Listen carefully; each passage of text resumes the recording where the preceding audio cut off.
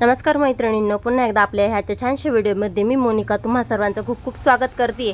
मैत्रिणींनो, हा जो आहे कस्टमरचा ब्लाऊज आहे आणि मला तो अर्जंट स्टिचिंग करून द्यायचा आहे। तर मी अर्जंट ब्लाऊजची कटिंग कशी करते ते तुम्हाला आजच्या ह्या व्हिडिओमध्ये मी सांगणार आहे। तर हा व्हिडिओ लास्टपर्यंत पहा। खूप सोप्या पद्धतीने खूप महत्त्वाच्या टिप्स आणि ट्रिक्सने मी तुम्हाला काही गोष्टी शिकवणार आहे। खूप जण मैत्रिणींचा जो बॅक साईड आहे ते पण चुकतो, कशा पद्धतीने बॅक साईडची कटिंग करायची त्या सगळ्या गोष्टी मी तुम्हाला आजच्या ह्या व्हिडिओमध्ये समजून सांगणार आहे। तर हा व्हिडिओ लास्टपर्यंत पहा।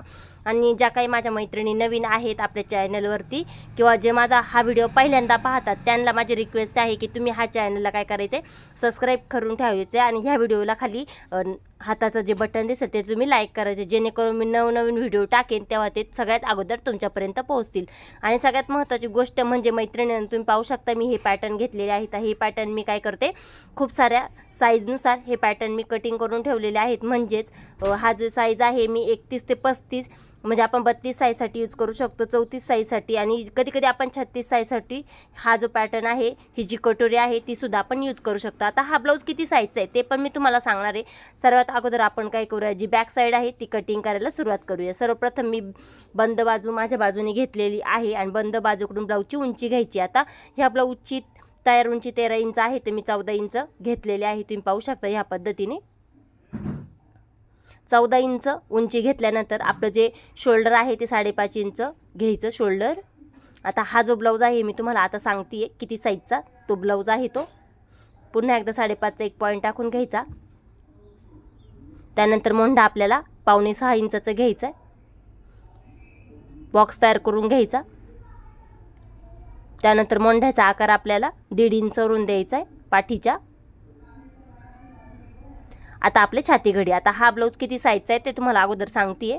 हा जी ब्लाऊज आहे 38 छातीचा ब्लाऊज आहे आणि तरीसुद्धा पहा मैत्रिणी, मी कमी साईजचं जे माप आहे ब्लाऊजचं कटिंग केलेलं तेच घेते, त्यानुसारच ब्लाऊजची कटिंग करते आणि पूर्ण घडी मी 11 इंचाची ब्लाऊजची घेतलेली आहे।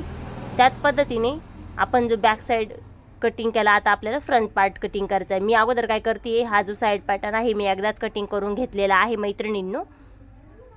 कटिंग केल्यानंतर मी जसा आहे तसा हा आखून ठेवलेला आहे। हे पाहू शकता ह्या पद्धतीने जसा आहे तसा मी आखून घेतलेला आहे।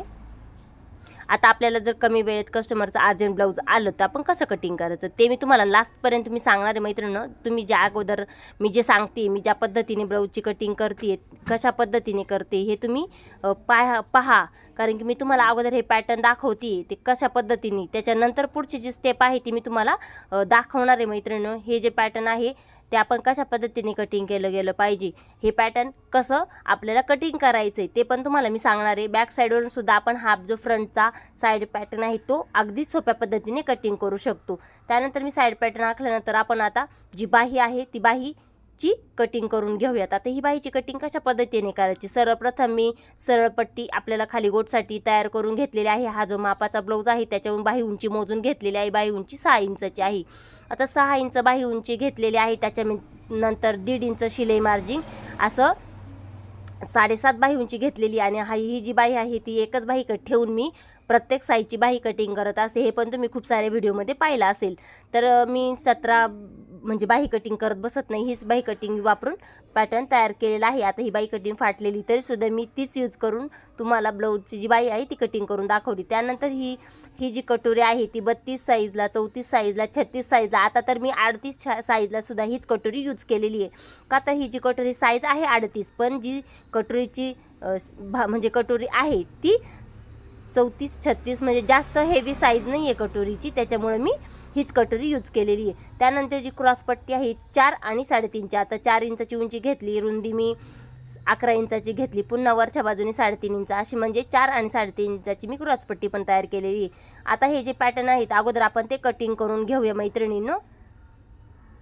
आणि हे जे कटिंग केलेले आहे तुम्ही मला सांगा मैत्रिणी, जर तुम्हाला तुमच्याकडे एखादी कटोरी असेल आणि तुम्हाला त्या कटोरीवरून ब्लाऊज जर कटिंग करायचा असेल तर तो कसा करायचा किंवा साईड पॅटर्न कसा काढायचा। अगोदर आपण काय करूया, ही जी आपण कटोरी आहे ती कटिंग करून घेऊया। मी सविस्तर तुम्हाला सगळ्या गोष्टी क्लिअर करून सांगणार आहे। तुम्ही फक्त मला ह्या व्हिडिओच्या खाली कमेंट करून सांगा की तुम्हाला हा व्हिडिओ कसा वाटला किंवा तुम्हाला आणखी ब्लाऊज कटिंग करण्याची डायरेक्ट कापडावर जर इच्छा असेल तर मला खरंच कमेंट करून सांगा. मग मी तुम्हाला बॅक साईडच्या साईड पॅटर्न कसा कटिंग करायचा, कटोरी कशी कट करायची बॅक साईडच्या पॅटर्नवरून, ते तुम्हाला मी सविस्तर माहिती देईलच. त्यानंतर जो साईड पॅटर्न आहे तो सुद्धा मी आता आपण आखून घेतलेला कटिंग करून घेते.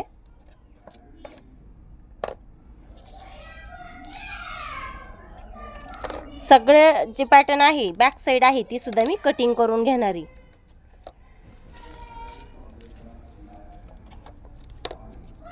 आता हा जो ब्लाऊज आहे तो अर्जंट आहे आणि अशा पद्धतीने मी पूर्ण ब्लाऊजची कटिंग केली.